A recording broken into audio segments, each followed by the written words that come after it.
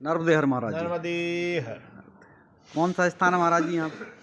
ये व्यासेश्वर तीर्थ है, नानीरावल गुजरात में है। और ये दोनों तीर्थ का समन्वय है, व्यासेश्वर तीर्थ और बैद्यनाथ तीर्थ है।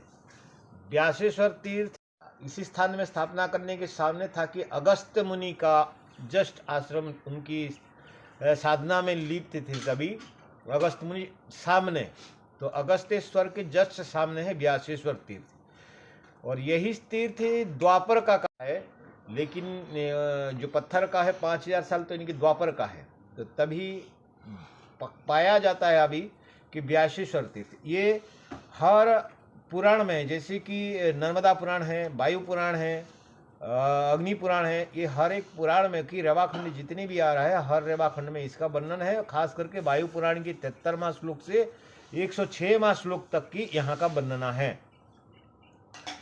यही तीर्थ सबसे उत्तम है कि यही तीर्थ को देख के देव ऋषि, देव वैद्य हैं अश्विनी कुमार। और वो अश्विनी कुमार कौन है? अश्विनी कुमार सूर्य के पुत्र यानी शनिदेव के भाई हैं, छाया के पुत्र हैं। उन लोगों ने पृथ्वी लोक में जन्म लिए थे और जिसके कारण उनको देवताओं में सम्मिलित नहीं किया जा रहा। इसका पूरा स्टोरी है, इसीलिए शॉर्टकट में बता दे रहा हूँ मैं कि इसी स्थल जब अश्विनी कुमारों में पृथ्वी देवता लोक में सम्मिलित नहीं कर रहे थे, तो चमन ऋषि हमारा ओमकारेश्वर के सामने है उनके आश्रम। चमन ऋषि की बुढ़ापा जो हजारों साल था, उनको हजारों साल में उनको जवनता प्राप्त कराने के लिए यही देव वैद्य अश्विनी कुमारों ने ही करवाया था।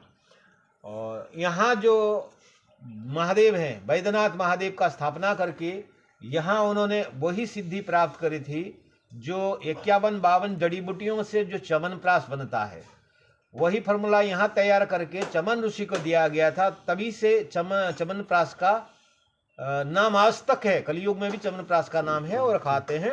और वो वास्तविकता में जो भी चमनप्राश सेवन कर रहे हैं जानते हुए कि अति से अति बलशाली है। वही जड़ी बूटियाँ यहाँ देखने के लिए मिलता है। और यही तपोस्थली इसीलिए कहा गया कि यहाँ तप करके बैद्यनाथ को उन्होंने साधना और सिद्धि किया था, जिसके कारण इसको अश्विनी कुमार को तपोस्थली और बैद्यनाथ तीर्थ, दो तीर्थ का समन्वय है। और ये परिक्रमा में शास्त्र ने तो यहाँ तक लिखा कि 11 दिन का अनुष्ठान यहाँ हर परिक्रमावासी को करना चाहिए। पहले था मुनि ऋषि कर रहे थे, अभी भाग दौड़ के जीवन है, इसीलिए कोई इस तीर्थ को नहीं जान पा रहे। और हर एक तीर्थ जितने भी रेवाखंड में आप लोग सोच लेना, कलयुग की जितना भी तीर्थ है वो तीर्थ का भी डेवलप नहीं होता है, क्योंकि वो ईश्वर की देन है। ईश्वर की देन इसीलिए कि ईश्वर भी उसमें सहयोग इसीलिए नहीं करता है कि उस भूमि में दिव्य चेतना हो और मेरे निवास हो, जो यहाँ के लोग जागरूक हो सकें। आप देखोगे जहाँ आध्यात्मिकता ऊर्जा नहीं है, वहाँ ईंट पत्थर गिट्टी से बड़े बड़े बिल्डिंग है, रहने का सुविधा है, खाने का आपको पकवान मिलेंगे बढ़िया बढ़िया, लेकिन आध्यात्मिकता से शून्य है उस स्थल। और जहाँ खंडर जैसे पड़ा है और तीर्थ क्षेत्र है, वहाँ जाओगे तो आध्यात्मिकता ऊर्जा जरूर मिलेगा। तो आप कोशिश करो कि आध्यात्मिकता ऊर्जा का प्राप्त करो और सत्य सनातन धर्म की ध्वजा को लहराते चलो। जो सत्य है, जो सनातन है, जो सत्य सनातन है, उसी में स्थित हो जाओ, सत्य को जानो।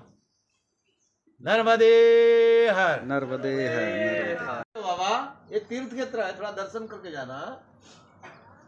आओ मेरे राम जी, आओ आगे।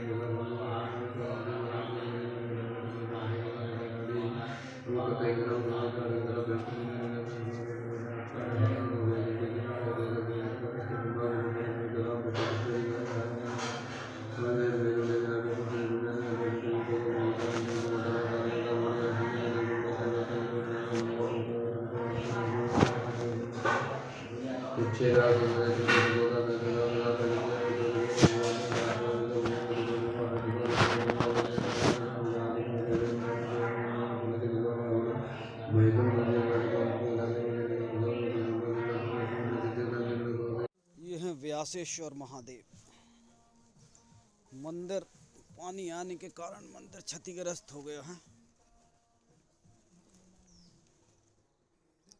5000 से ज़्यादा वर्ष पुराना। यहाँ के पत्थरों की लैब टेस्टिंग करवाई थी बाबा जी ने, तो ये 5000 वर्ष से पुराने मंदिर। नर्मदे है आज सुबह से हम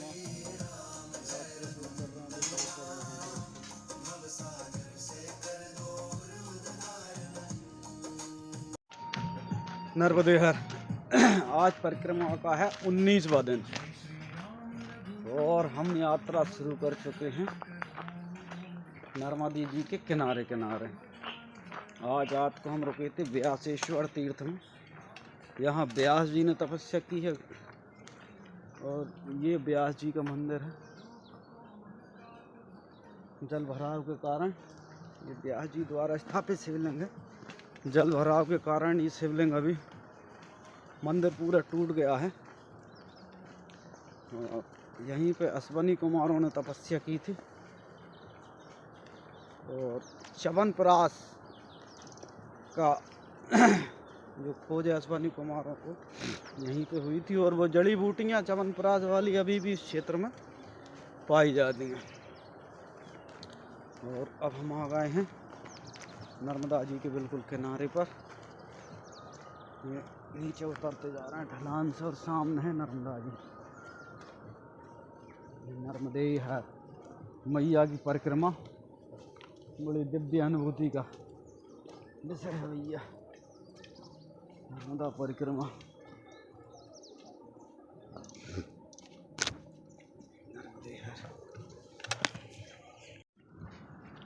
नर्मदे हर हम चल रहे हैं नर्मदा मैया के बिल्कुल किनारे से। ये नर्मदा मैया और ये हम नर्मदे हर का जयकारा। तो सुबह से यात्रा प्रारंभ। बड़ा संयमित जीवन हो जाता। सुबह 4 बजे उठना, नहाना धोना, पूजा पाठ और भोर की पहली किरण के साथ यात्रा प्रारंभ। यात्रा बड़ी आनंददायक यात्रा है। आध्यात्म के मार्ग में अगर किसी की रुचि है और वो बढ़िया स्तर तक पहुंच गया है तो उसको नर्मदा परिक्रमा में अवश्य आना चाहिए। नर्मदा परिक्रमा बड़ा दिव्य कार्यक्रम है। आध्यात्म के लिए नर्मदा जी का किनारा, नर्मदा जी के साधु संत और बड़ा ज्ञान मिलता है। शिक्षा किताबों से तो मिलती है लेकिन जो ज्ञान यहाँ पर भ्रमण करने से मिलता है। साधु संत जो कई वर्षों से यहाँ तपस्या कर रहे हैं। कई पुराने ऐसे स्थान हैं जो कि कल पिप्पलाद ऋषि की स्थली पे गए थे। पिप्पलाद ऋषि राजा जनक के समय के हैं। उनका स्थान, उनके द्वारा स्थापित शिवलिंग। इन स्थानों पर आध्यात्मिक ऊर्जा बहुत अधिक है। ऐसी एनर्जी है कि आप पहुंच जाएंगे तो आपको रुकने के लिए विवश होना पड़ेगा। बहुत बढ़िया नर्मदे हर।